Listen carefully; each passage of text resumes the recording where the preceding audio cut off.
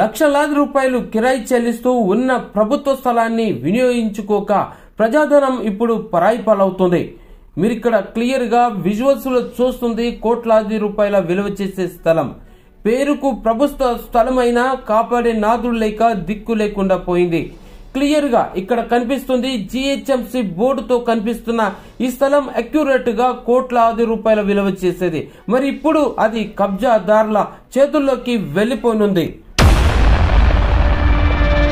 ఇక అసలు విషయానికి వద్దాం.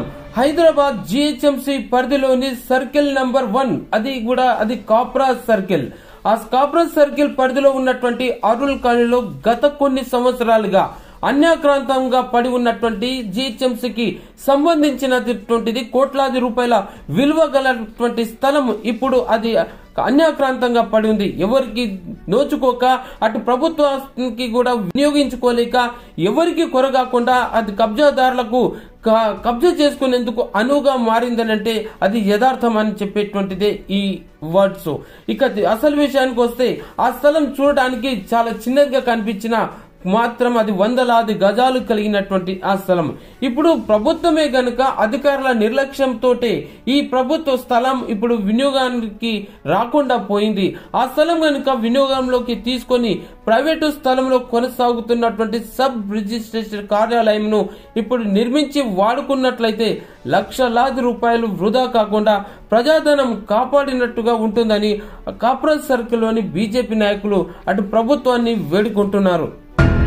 ఇక ప్రభుత్వ స్థలం లేక ప్రైవేటు కార్యాలయాల్లోనే ప్రైవేటు స్థలాల్లోనే విధులు నిర్వహిస్తూ ప్రభుత్వ కార్యాలయాలుగా కొనసాగుతూ లక్షలాది రూపాయలు కిరాయి చెల్లిస్తూ కొనసాగుతున్నటువంటి పరిస్థితి ఇప్పుడు నేడు ఎన్నో చూస్తున్నాం. అటువంటిది అదే కోవలోకి చెందినటువంటిది సబ్ రిజిస్ట్రేషన్ కార్యాలయం కాప్రా సర్కిల్ లో ఉన్నటువంటిది. ఇప్పుడు ఉన్నటువంటి ప్రభుత్వ స్థలాన్ని గనుక వినియోగంలోకి తీసుకొని అక్కడ ఓ కార్యాలయం నిర్మించినట్టయితే లక్షలాది రూపాయలు కిరాయి చెల్లిస్తూ నడిపేటువంటిది అది ప్రజాధనం వృధా కాకుండా వృధా కాకుండా ఉంటుందని చెప్పేసి అక్కడ ఉన్నటువంటి స్థానిక నాయకులు ఆవేదనతోటి ప్రభుత్వానికి ఒక రిక్వెస్ట్ కూడా పెట్టుకున్నారు. అయినా కూడా ఇప్పటికీ ఏ ఒక్క అధికారి కూడా ఆ స్థలం మీద ఇటు దాన్ని కాపాడేందుకు ఎటువంటి ప్రయత్నం చేయకపోగా కబ్జాదారులకు అనువుగా మలిచేందుకు అధికారులు ఒక లైన్ క్లియర్ చేస్తున్నట్టుగా పలు అనుమానాలకు తావిస్తుంది. అయితే ఏది ఏమైనా సరే ఇప్పటికైనాను సంబంధిత అధికారులు అటు మున్సిపల్ సిబ్బంది గాని ప్రత్యేకంగా డీసీ డిప్యూటీ కమిషనర్ చొరవ తీసుకొని అటుగా ఉన్నటువంటి ప్రభుత్వ స్థలాన్ని దాని యొక్క ఫెన్సింగ్ అనేది ఏర్పాటు చేసి కాంపౌండ్ వాళ్ళు నిర్మించేసి ప్రభుత్వానికి అటు ప్రభుత్వ కార్యాలయాలకు అనువుగా ఉన్నటువంటి విధిగా ఆ రకంగా దాన్ని తయారు చేసి ఇచ్చినట్టయితే అది చాలా వరకు మేలు చేసినట్టు ఉంటుంది. ప్రజాధనము లక్షలాది రూపాయలు కిరాయి చెల్లిస్తూ ప్రజాధనాన్ని పడినట్టుగా అవుతుందని చెప్పేసి స్థానికులంతా కోరుతున్నారు. ఇదే విధంగా అక్కడ ఉన్నటువంటి స్థానిక బీజేపీ నాయకులు కాప్రా డివిజన్ బీజేపీ నాయకులు అయినటువంటి మంజునాథ్ కూడా ఇదే విషయాన్ని అటు కలెక్టర్ దృష్టికి గాని ఎంఆర్ఓ దృష్టికి ఇటు పలు సంబంధిత అధికారుల దృష్టికి తీసుకెళ్లినా కూడా ఎటువంటి స్థాన చలనం కలగకపోగా ఎటువంటి స్పందన అనేది లేకుండా పోయిందని చెప్పేసి మీడియాతో ఆయన వాపోయినటువంటి మాటలు ఇప్పుడు మీరు వినండి. కబ్జాకి గురవుతుంది, ఖాళీగా ఉంది, ఎన్నో సంవత్సరాల నుంచి ఖాళీగా ఉందని చెప్తూ కలెక్టర్ ఆఫీస్లో కానీ కమిషనరేట్ ఆఫీస్లో కానీ ఎంఆర్ఓ ఆఫీస్లో కానీ లెటర్ ఇవ్వడం జరిగింది.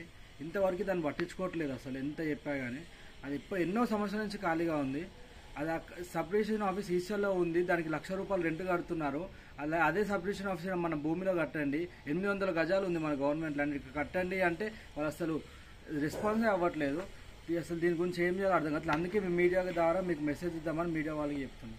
ఇక ఇప్పటికైనా అధికారులు వెంటనే అటు ఉన్నటువంటి ప్రభుత్వ స్థలాన్ని ఇమ్మీడియట్ గా కబ్జాదారుల చేతుల్లోకి వెళ్లిపోకుండా వీలైనంత త్వరగా దానికి కాంపౌండ్ వాళ్ళు నిర్మించి ప్రభుత్వ స్థలాన్ని కాపాడి అటు ప్రభుత్వ కార్యాలయం ఏర్పాటు చేయడానికి కృషి చేయాల్సినటువంటి అవసరం ఉంది. ఏమాత్రం నిర్లక్ష్యం చేసినట్టయితే దానికి సంబంధించినటువంటి అధికారులు మాత్రమే బాధ్యత వహించాల్సినటువంటి అవసరం ఉంటుంది.